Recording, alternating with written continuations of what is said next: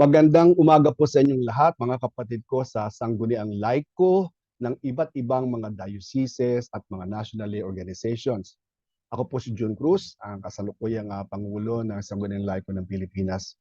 At ngayon po ako yung nagpapadala sa inyo ng isang pagbati sa pamamagitan ng video ito. Hindi ko po alam kung kailan makakarating itong video ito sa inyo. Kaya't iba-iba po ang dahilan kung bakit sana ay mapakinggan ninyo at maipasa ninyo sa iba pa ninyong mga kapatid ng mga laiko ang aming video na ipinadadala ngayon sa inyo galing sa aming secretariat. Ang una po ay talagang gusto lang naming ipadala ito sa inyo bilang isang pagbati.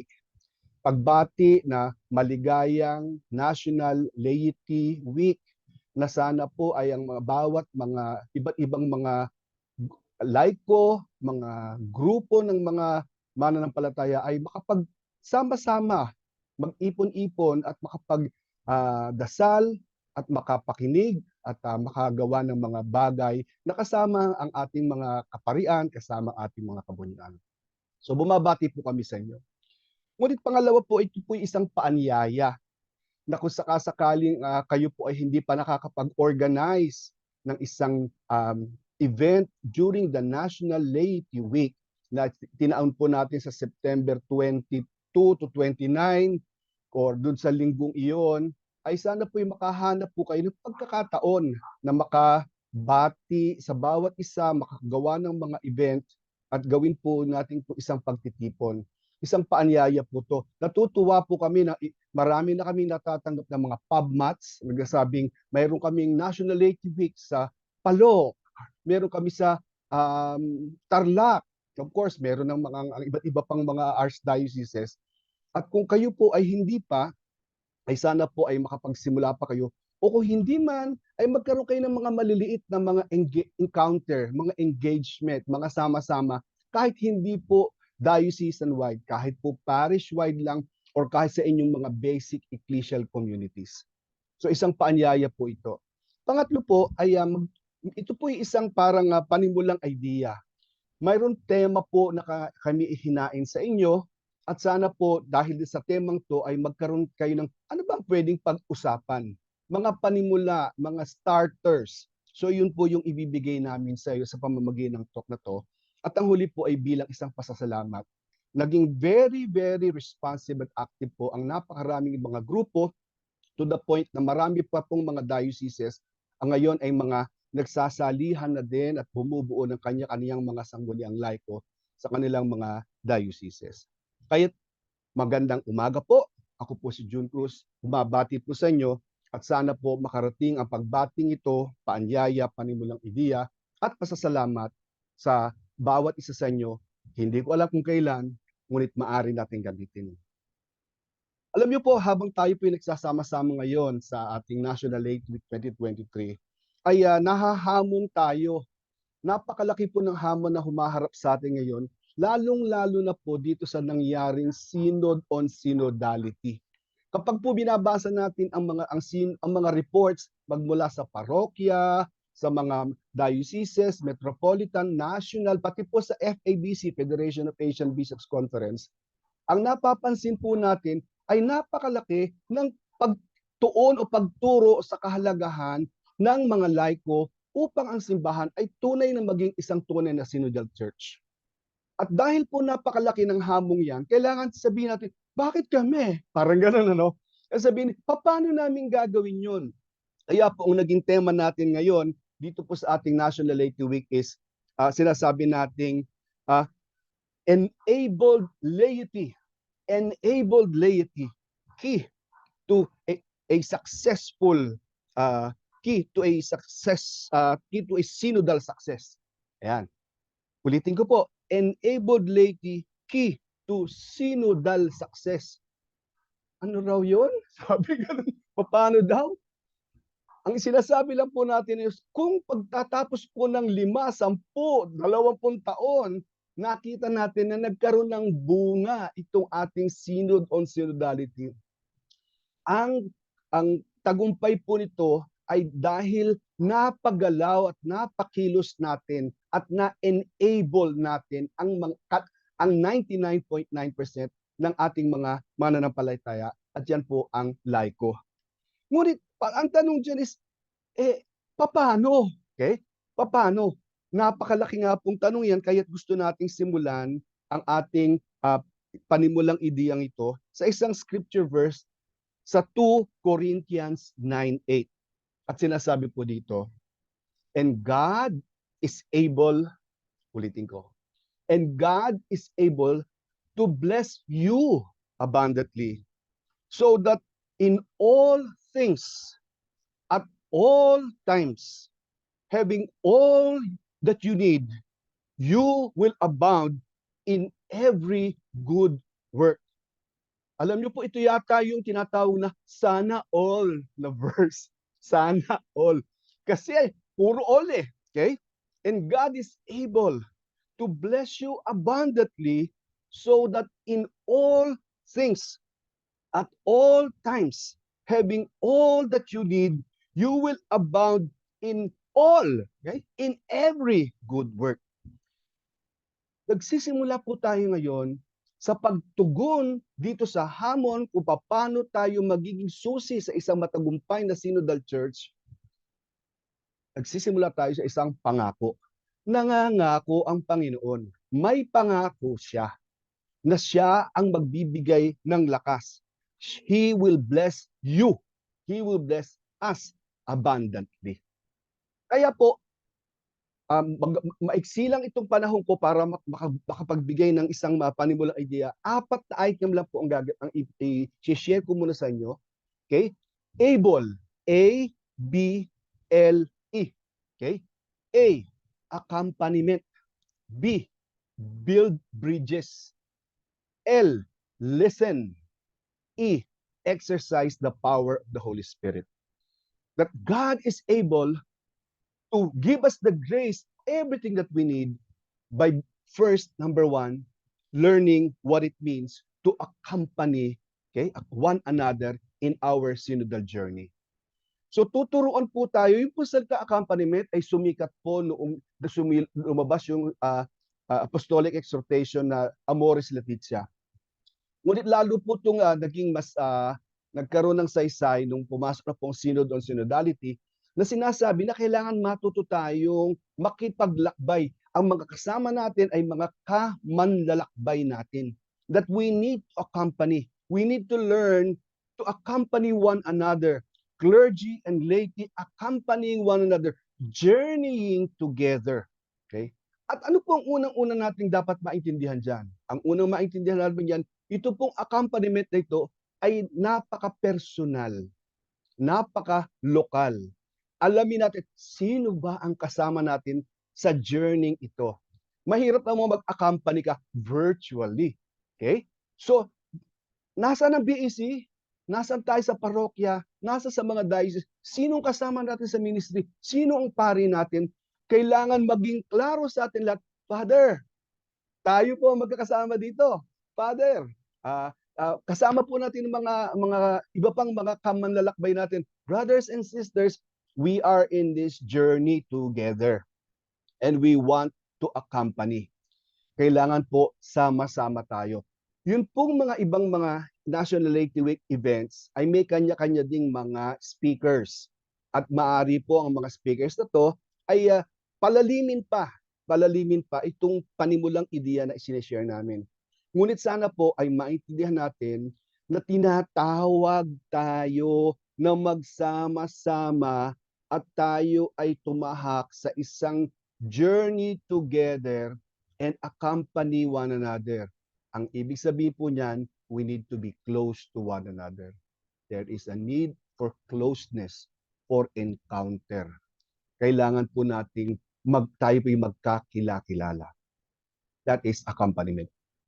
Pangalawa po, nagagamitin ko ay yung B, to become a bridge or to become bridge builder. Alam niyo po si Pope Francis, kaya po tinawag na Supreme Pontifex.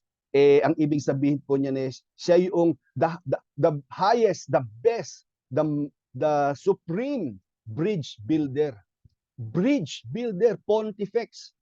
Ang ibig sabihin po niyan, lahat ng ginagawa niya ay upang makagawa ng paraan at itulay ang simbahan sa mundo to at itulay sa Panginoon. Itulay ang simbahan kasama ng ibang mga bansa. Yun pong dalaw niya sa Mongolia ay isang pagtutulay. Tinutuloy niya, sabi niya, napakalokot nila po ng tao sa Mongolia. Ngunit dahil doon, nagagawa niyang isang tulay ang Church ng Mongolia na nasa gilid ng Russia at China.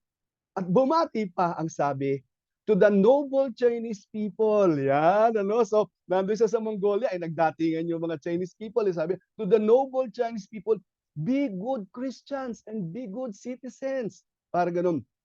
Isang pag-aanyaya upang ang mga tao ay magkasama-sama. Yun din po ang role natin sa journey ito. Kailangan tayong maging tulay, humanap ng paraan upang mahikayat natin ang bawat isa at humanap din ng paraan upang tayo naman ay makatugon sa pangangailangan ng mga tao. Kung minsan po kasi may mga pangangailangan sa ating bayan, sa ating community, sa ating na hindi naman natin kayang tugunan.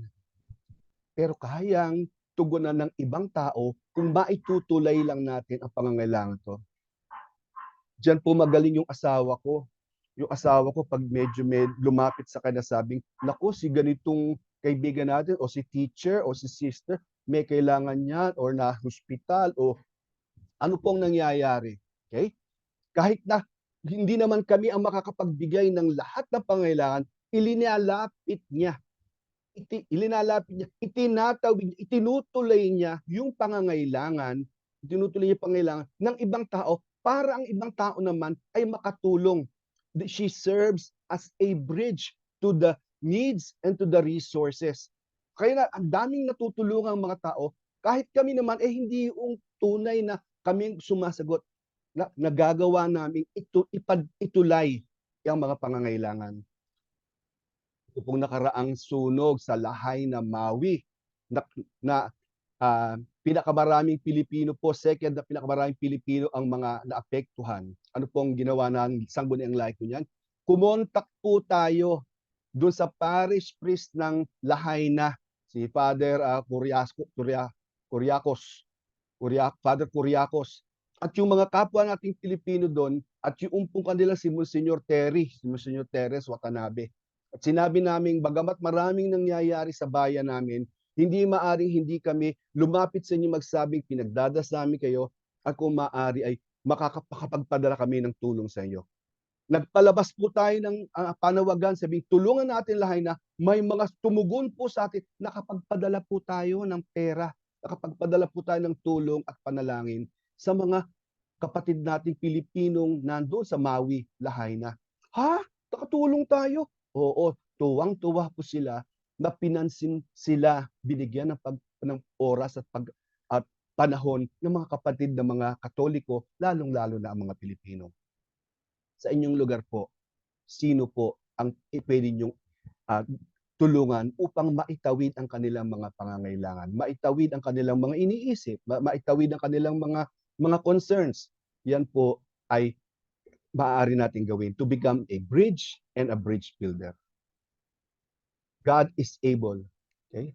Accompaniment, become a bridge or a bridge builder. The third is L, listening.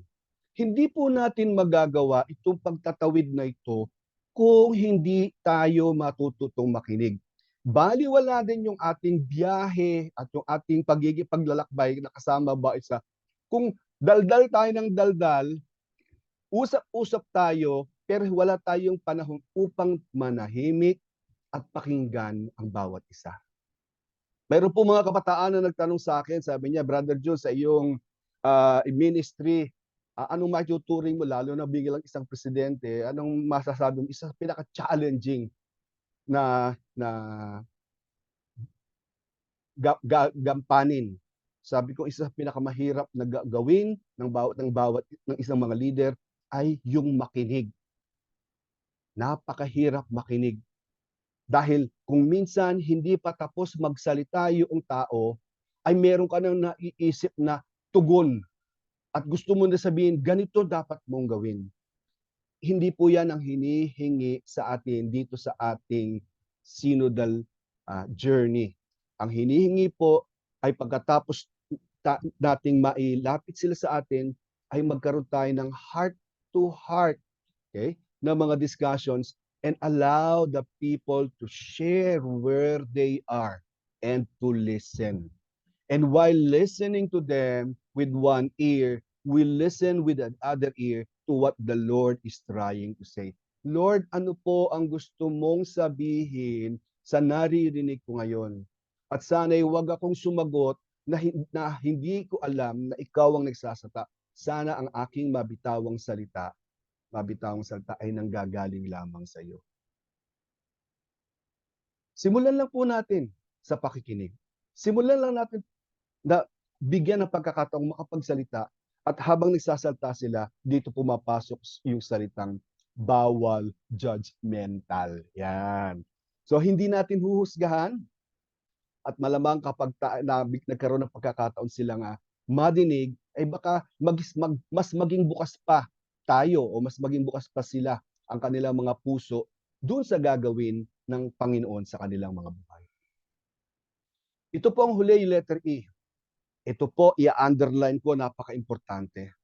Sa ating pagbiyahe, sa ating pagtugon, we can only become the key to synodal success if we exercise the gifts of the Holy Spirit. Wala pong tool, walang lakas, walang paghuhugutan ng tibay at grasya ang ating gagawin kung hindi natin hahayaan na ang Espiritu Santo ay pumunta sa buhay natin and to exercise the gifts that He has given to us. Ano ang mga binigay sa ating mga handog? And what are the gifts of the Holy Spirit that the Lord has given to you? Yan po, kailangan natin gamitin yan. Okay? Mahaba po pong usapan ito at isa po ito sa mga utos ng Santo Papa noong binuo niya ang grupo sa Vatican na CARIS, yung Charismatic Renewal Services. At ang utos po niya, number 1, is to promote the culture of the baptism of the Holy Spirit in the whole church and for people to exercise the spiritual gifts. And then to serve the poor. Okay? Kailangan tulungan ng mga mahirap. And lastly, to build Christian unity. I-build natin yung mga samahan natin mga Kristiyano kasama ang mga evangelicals. Mga kapatid, marami po sa inyo ang nabaptize in the Holy Spirit na. At marami sa inyo nabigyan ng gifts of the Holy Spirit. Anong natanggap nyo? Yan po ang dapat nyo alamin at sabihin nyo, paano ko kayang gagamitin itong mga gifts na to? How can I exercise the gifts of the Holy Spirit? Mahaba na po ito, yung nasabi ko sa inyo. Gusto ko lang po sabihin sa inyo, in Hebrews 7, sinasabi po, therefore, Hebrews 7:25, therefore, He is able. Bumalik tayo kay Lord. He is able to save completely those who come to God through Him, through Jesus Christ, through the Holy Spirit, because He always lives and intercedes for them.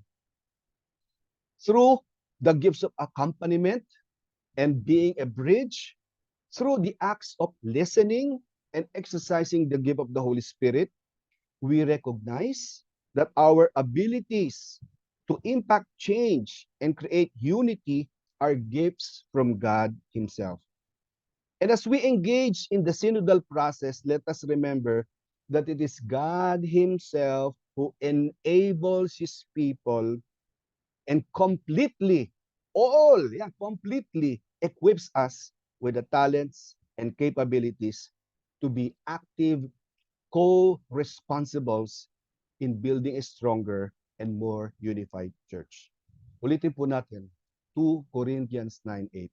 And God is able to bless you abundantly, so that in all things, at all times, having all that you need, you will abound in good work. Mga kapatid, may this National Laity Week 2023 inspire us to become a living testimonies of God's enabling grace. God will enable us. At when He enables us, the enabled laity will be that key to that synodal success. May we work hand in hand with the clergy, and as enabled laity, let us remain steadfast in our faith. Make sure that as we journey and accompany one another, let us bridge the gap, let us listen with empathy, and exercise the gifts that the Lord has given us for the greater glory of God. Maraming salamat po. Sana po maging panimulang ide ito sa inyong National Lady Week o kahit man lang sa mga discussion ninyo, ngunit kami po ay bumabati sa inyo ng National Lady Week. Maraming salamat po.